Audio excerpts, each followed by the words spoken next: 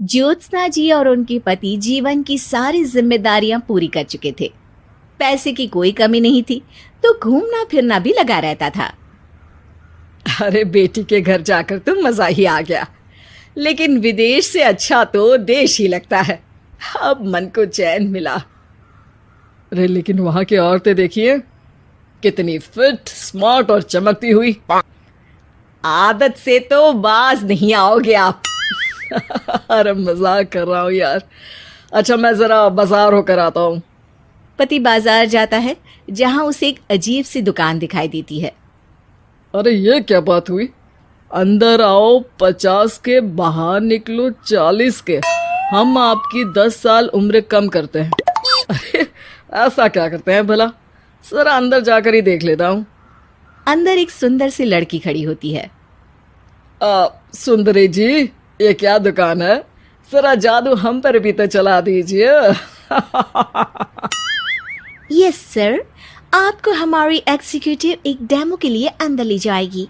आप अंदर जाएंगी तो आप खुद ब खुद समझ जाएंगी। पति अंदर जाता है, जहां सेल्स गर्ल मिलकर पति को नकली बाल, नकली दांत, रंग बिरंगी कपड़े के साथ रंगीन चश्मा लगा देती है।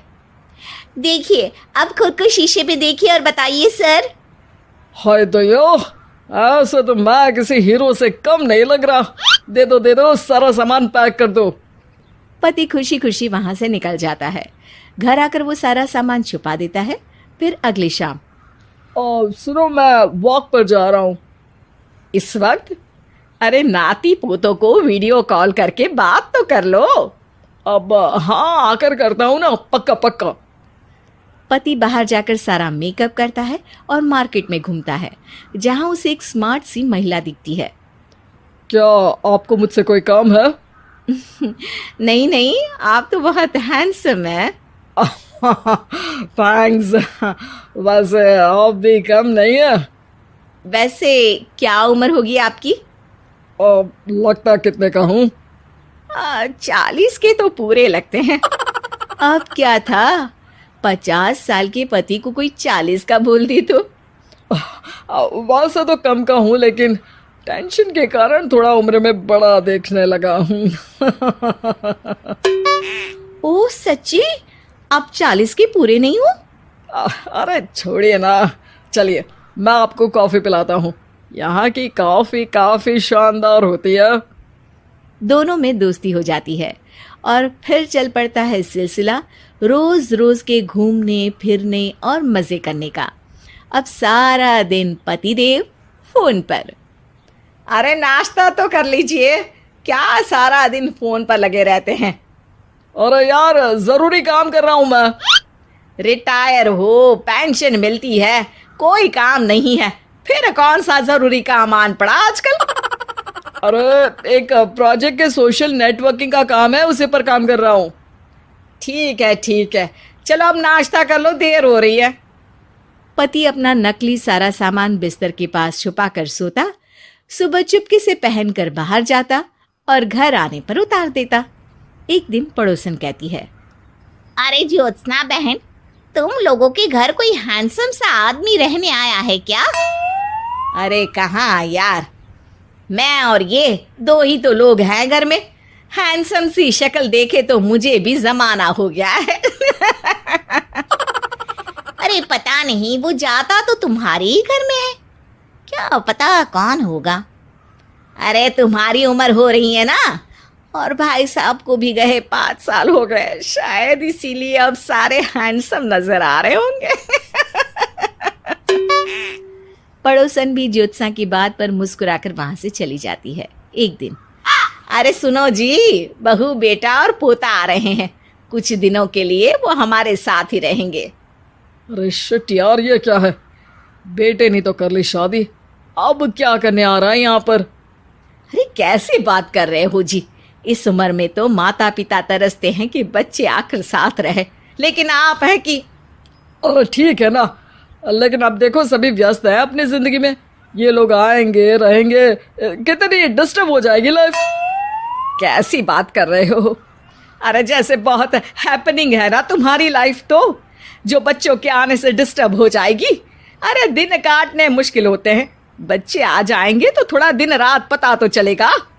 ओफो, ठीक है, लेकिन बोल देना कि ना कोई मेरे कमरे में आए, ना मेरी लाइफ पे दखल दे कि मैं कहाँ जा रहा हूँ, क्या कर रहा हूँ, समझी? खैर, वो दिन भी आ जाता है जब बहू, बेटा और पोता उन लोगों के घर आते हैं। एक दिन, माँ जी, आज मेड नहीं आई है तो मैं आप लोगों के कमरे में झाड़ू लगा देती हूँ। अरे नहीं बहू, वो तेरे पापा को ना पसंद नहीं है कि कोई उनके कमरे में जाए। तू छोड़ ना, मैं खुद ही लगा दूंगी। सास को समझ में नहीं आता कि आखिर उसके पति ने किसी को कमरे में जाने से मना क्यों कर रखा है। खैर, वो साफ सफाई करके बाहर निकल आती है, लेकिन कहते हैं ना, बच्चा तो अबोध होता है, उसे किसी बात का क्या पता। वो खेलते खेलते दादा के बिस्तर तक पहुंच जाता है और बाहर ले आता है दादा का वो सारा सामान जो वो लगाकर घूमते थे। ज्योत्सना की नजर उस सामान पर पड़ती है। वो बच्चे से पकड़कर कमरे में लाती है और पैकेट खोलकर देखती है। हाय रे दैया, ये क्या?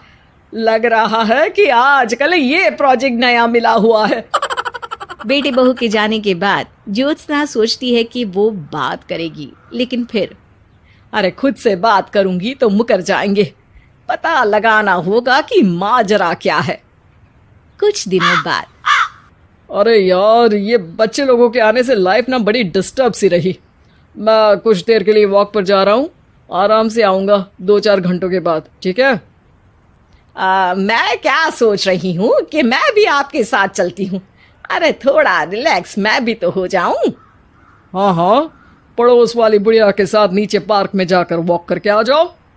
अच्छा जी, तुम कार से लॉन्ग ड्राइव के मजे लो और मैं पड़ोस की बुढ़िया के साथ। पति नहीं मानता और अपना पैकेट और कार लेकर निकल जाता है। रास्ते से वो उस महिला मित्र को फोन करता है। हाय ब्यूटीफुल, मैं कुछ दिनों के लिए आउट ऑफ कंट्री था, आज आ गया तो सोचा तुमसे मिल लूं। हाँ, क्यों नहीं, क्लब में आ जाओ। पति क्लब में पहुंचता है, सारा नकली सामान चिपका भी लेता है, लेकिन उसे पता नहीं होता कि ज्योत्सना ने सबका गोंद निकाल दिया है। ओ बेबी, मैंने आपको बहुत मिस किया। मैंने भी। लेकिन वो जैसे ही हंसता है, उसके नकली बाल गिरकर हाथ में आ जाते हैं, जिससे उसका सर गंजा दिखता है। ओ ये क्या? तभी उसका दांत भी हाथ में आ जाता है और ज्योत्सना के पति का सारा बुढ़ापा उसकी दोस्त के सामने आ जाता है। हे भगवान, अंकल जी कौन है आप? क्या ऐसी बात कर रही हो अंकल? मैं तो तुम्हारा दोस्त हूँ। अरे पर हो तो अंकल ही ना। नकली दांत, नकली बाल और क्या क्या नकली है। पति को गुस्सा आ जाता है। वो महिला के बाल पकड़कर खींचता है, जिसके बाद उसका बाल भी उसके हाथ में आ जाता है और महिला के सारे पके बाल सामने आ जाते हैं। ओह, तो तुम भी उसी दुकान से हो? जाओ 50 की निकलो 40 के। हाँ, बढ़िया आई मुझे अंकल कहने वाली। लेकिन ये समझ में नहीं आ रहा कि मेरे बाल और दांत बाहर कैसे आ गए। तभी वहां ज्योत्सना आ जाती है। जी, मेरी वजह से। चलिए इन आंटी जी को नमस्ते कहिए, फिर घर चलते हैं और वहां मैं बनाऊंगी आपको 40 का।